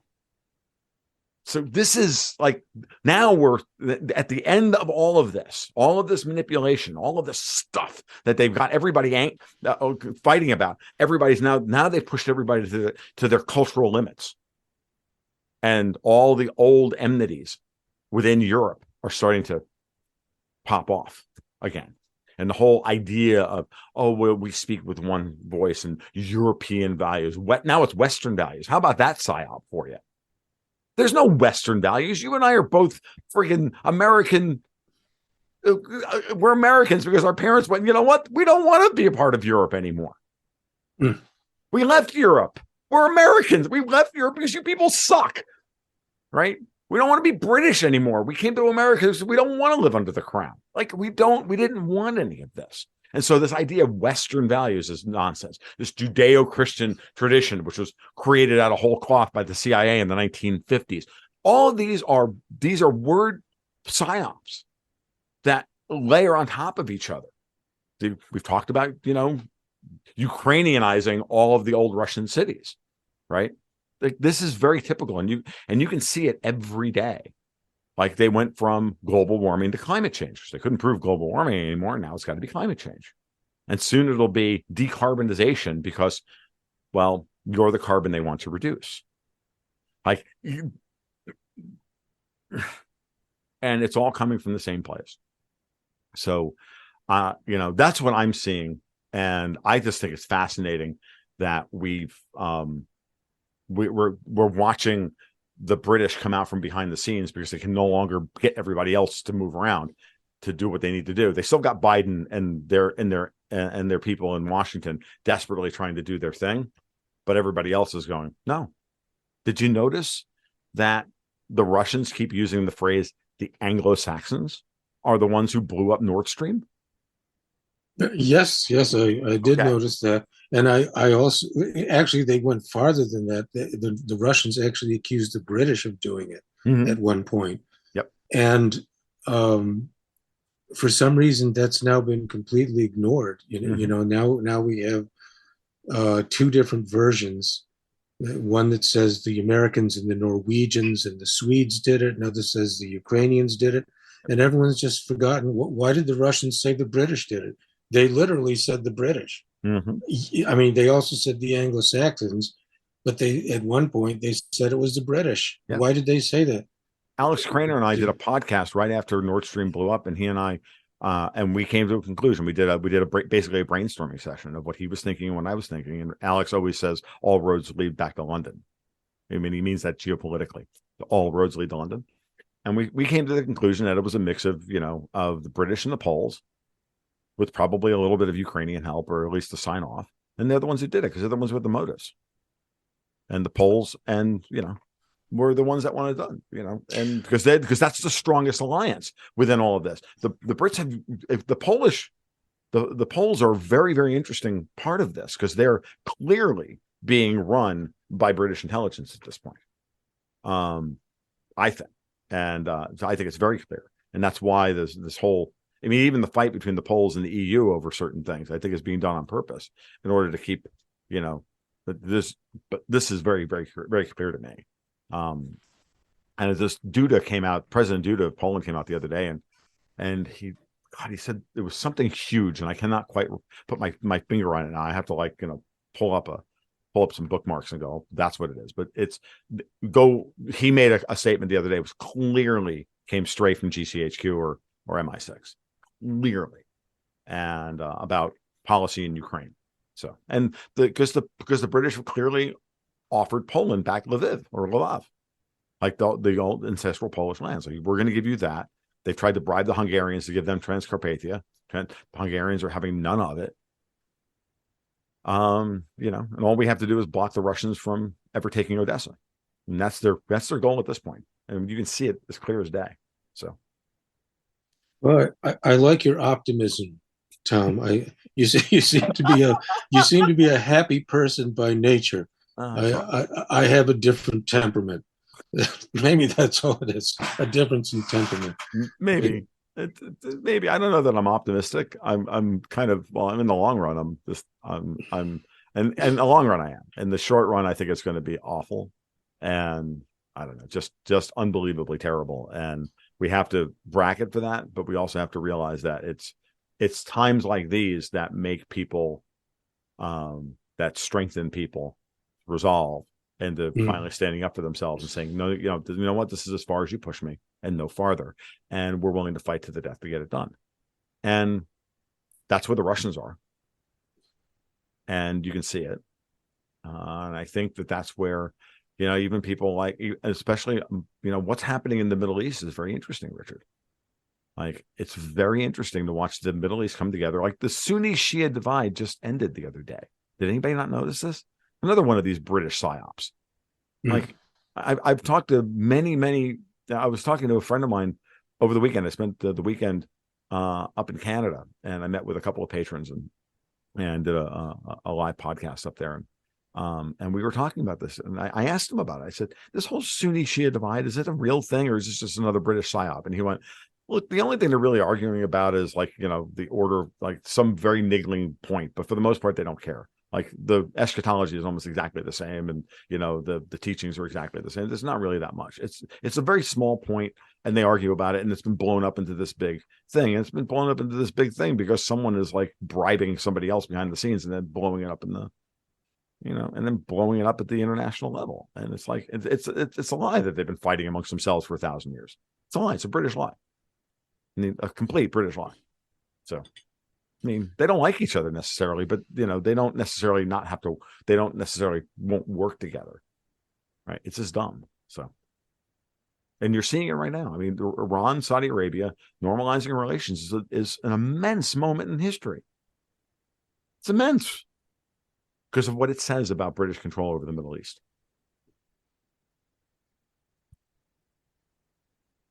Anything else?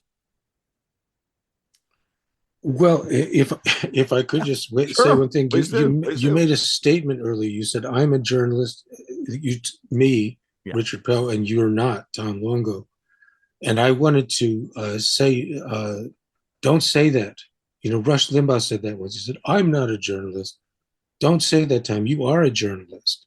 Because what is a journalist? The professional class of establishment journalists would like to say, oh, a journalist is somebody who went to journalism school and who was brought up through the ranks in mainstream news organizations and trained to be, to have all the right attitudes like us.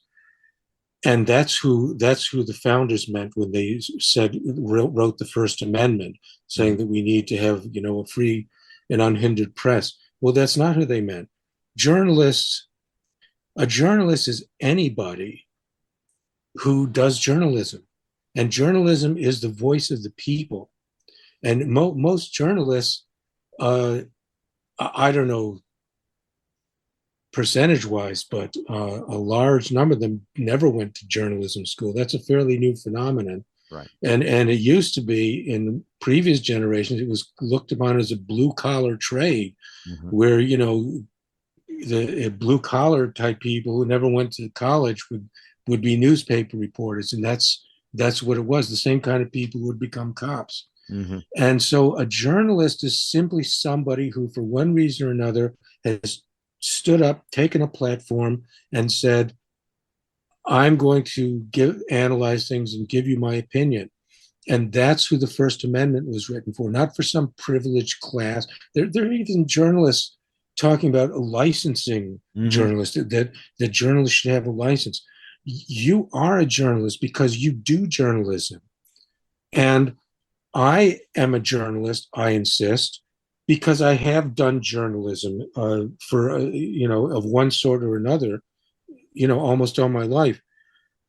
But I didn't go to journalism school. I studied creative writing, and my aspiration was to be a novelist. And I actually wrote a novel before I finally said, I got to make some money. I'm going to work for a newspaper. I didn't have any training, J school or anything like that. I know, neither And did I. the I whole actually I got the whole idea of making journalism a privileged and even licensed profession is anathema to the idea of a free press. If you have to be licensed to be part of the press, then it's not free anymore. So that's why when Rush Limbaugh said that so many years ago, he said, I'm not a journalist. I'm just a guy who gets to get in front of a microphone and talks. I was like, Rush, no, don't give them that. So That's what they want you to say. right. It's funny you say that you studied. I studied creative writing as well. When I was in college, I have a degree in chemistry. I spent about 25 years as a bench and research chemist. So, and then this became my life when that career ended. But I studied poetry. Like I studied Tennyson, I studied T.S. Eliot, I studied W.H. Auden, I studied Wallace Stevens and all these people, and I wrote a lot as well. And I had pretensions of always wanting to be a writer, but be it a novel, I could never write anything long form. So this is what I wound up. I wound up in this form. I never thought for in a million years that I would wind up trying to perfect the 750 word political editorial op-ed piece, which I consider like Pat Buchanan to be the master of the form, almost the creator of the form. And now today it's one of those things that you really do need to aspire to, because it's something that gives people a tremendous amount of insight and information and opinion in a very digestible form. And I fail at that all the time, but it's one of those things that you do. And we do it for the newsletter that we publish every month. The last word every month is a 1-page editorial on for that reason. And it's something I've been doing now for 10 years, and it's a good format to master. But I look at the what yourself and people like Whitney Webb and others are doing today. With sourcing their work and blah blah blah.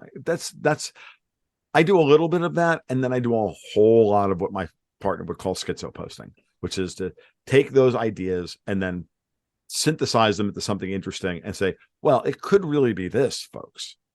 And then let's watch it play itself out. I'm much more of a scientist in that respect. And I'll take information that I see and then create a hypothesis and then put the hypothesis in print and let the hypothesis do the talking, after that. And then let it, promulgate through the zeitgeist and then see how it comes back to me. And by doing that, what you wind up inspiring people to go do their own research. And then they come back to you going, oh, by the way, I found this. Oh, by the way, I found this. And then it's now a collaborative effort between you and the rest of the world. And maybe modern journalism with a capital J is more of a, okay, we found all of this stuff. Do with it what you will, which is what they want you to do. Right. And I've made the point that, how do you know how did you find out about what it is that you think that you know? Where did you find that information? What source did you get that from? Why all of a sudden do you think you need to write about this thing? Because that idea was planted in your head. Inception, thinking like Chris Nolan in Inception. We planted this idea in your head. We planted the seed into your brain, and then you went and go chased it down. And oh, by the way, here are the breadcrumbs that we left for you. Right? Of all of the half good sources, half vetted sources and all the rest of the stuff. And then, this is the thing that's being done today to lead truly and honest, inquisitive minds and well-intentioned people down conflicting rabbit holes in order to have us all fight amongst themselves, as opposed to getting to the real heart of the matter, which is why I found the work, when I read your work for the first time and I listened to you speak, it was very clear that you weren't of that ilk, that you were of a person who went back to the primary sources like a historian would. And then, so maybe the better appellation for you would be as an historian as opposed to a journalist, because that's what a historian would do. And that was what was impressive, which is why I wanted to have you on today. So I think we probably have like tested everybody's patience at this point. And we should absolutely do this again in a couple of months. I would love to have you back on. So we can, go into some other angles on some of these things that we haven't talked about. Thank you. There's a lot of them. But Richard, this has been wonderful and stimulating, and I've really appreciated your time and attention on all of these subjects. And I'll give you the last word on the way out the door. I don't have a last word. Fair enough. RichardPoe.substack.com, correct? Oh, that's right. Yes, exactly. And I tweet under @RealRichardPoe. I even have a blog at richardpoe.com. Sure. All right. Excellent. That's what we needed to do. So, sir, you have a very good rest of your day. And I'm going to go write some schizo posts for my blog. And and we'll talk again very soon. Thank you very much. Thank you, sir. Well, that'll about wrap it up for episode 146 of the Gold, Ghosts, and Guns podcast. I want to thank Richard Poe for taking a tremendous amount of time, actually. That went longer than I wanted it to originally, but actually I'm not going to complain. So it's all good. As always, you can follow my work over at my blog at tomluongo.me. You can follow me on Twitter at TFL1728. Guaranteed to offend somebody sometime. And of course, you can sign up for the Patreon at Patreon/Gold, Goats, and Guns, where you can sign up for the twice weekly market reports, the private blog posts, and or the Gold, Ghosts, and Guns monthly newsletter, where we do a bespoke portfolio designed to help you make sense of all of this craziness. So you guys be well. We'll talk soon. Keep your stick on the ice.